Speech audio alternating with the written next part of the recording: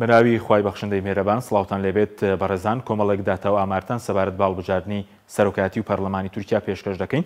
سەبارەت باڵبژاردننی 2023 دیارە 4 کاندید بوون، بەڵام محەڕەمینجە لە دوا ڕۆژەکانی بانگەشی هەڵبژاردن کشایەوە 3 کاندیدمانەوە کە ڕێژەکەیان بەم شێوەیە لە خولیەکەم ڕەجەب تەیب ئەردۆغان لە 49.50 دەنگەکانی بەرهەسێناوە کە 27 میلیۆنە، کەمال کلیزداروغلو 144.88 کە 24 میلیۆنی بەدەستێناوە، محەڕەمینجە لە 105.7 کە 2 میلیۆن دەنگی بەدەستێناوە. ئاماری 2023 هی هەڵبژاردننی سەرۆکایەتی ئەگەر بەراورد بکەین لەگەڵ هەڵبژاردننی 2018 دەبینین لەوێ ڕەجەب تەیب ئەردۆغان لە 152.6 بەدەستێناوە، محەڕەمینجە لە 130.6 بەدەستێناوە کە ئەو کاتە کاندیدی پارتی گەلی کۆماری بوو. سەڵاحەدین دەمیرتاژ لە 108.4 دەنگەکانی بەدەستێناوە. ڕێژەی بەشداری لە 2023 لە 188.84 بۆ کە ڕێژێکی زۆر بەرزە، 53 میلیۆن کەس بەشداریان کردووە لە کۆی 64 میلیۆن کەس.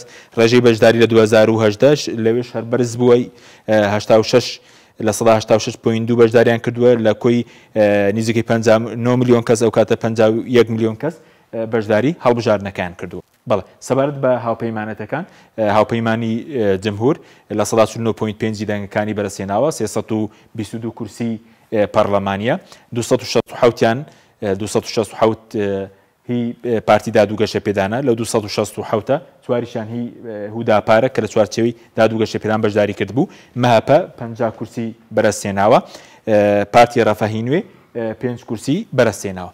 بەڵێ سەبارەت بە هاوپەیمانی یەکی تر هاوپەیمانی میلەتە کە لە 135 دەنگەکانی بەدەستێناوە، 213 کورسیە، 169 کورسی جەهەپە، دیارە ناو جەهەپەش ئەحمەد داوودۆغڵۆ و عەلی باباجان هەروە پارتی سەعادەت بەشدار بوون لە هەڵبژاردنەکەدا. دیارە لە کۆی ئەو 169 کورسیە 4 کورسیانی عەلی باباجانە، بۆ بە هەمان شێوە ئەحمەد داوودۆغڵۆ 9 کورسی ئەحمەد داوودۆغڵۆیە، هەروە 3 کورسیشی هی پارتی سەعادەتە. سەبارەت بە هی پارتیش 44 کورسی بەدەستێنا. بەڵێ هاوپەیمانێکی تر هاوپەیمانی ڕەنج و ئازادیە کە لە 110.5 دەنگەکانی بەدەستێناوە، 65 کورسیە، پارتی چەپی سەوز 61 کورسی بەدەستێناوە کادەپە بەو ناوە بەشداری کردووە.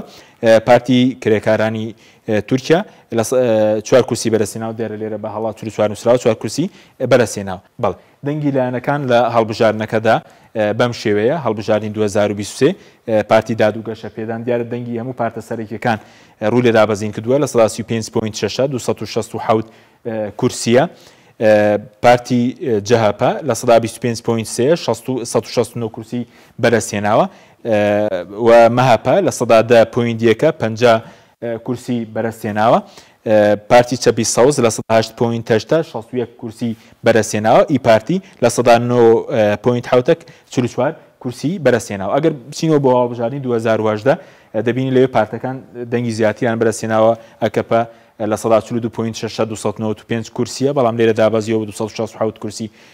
پارتی گەلی کۆماری لە 122.6 بەدەستێناوە 146 کورسیە، بەڵام لێرە 169 کورسیەوە، بەڵام لەو کورسیانە 26 کورسی خۆی نیە و بە هەمان شێوە لە 2023 دابەزیوە.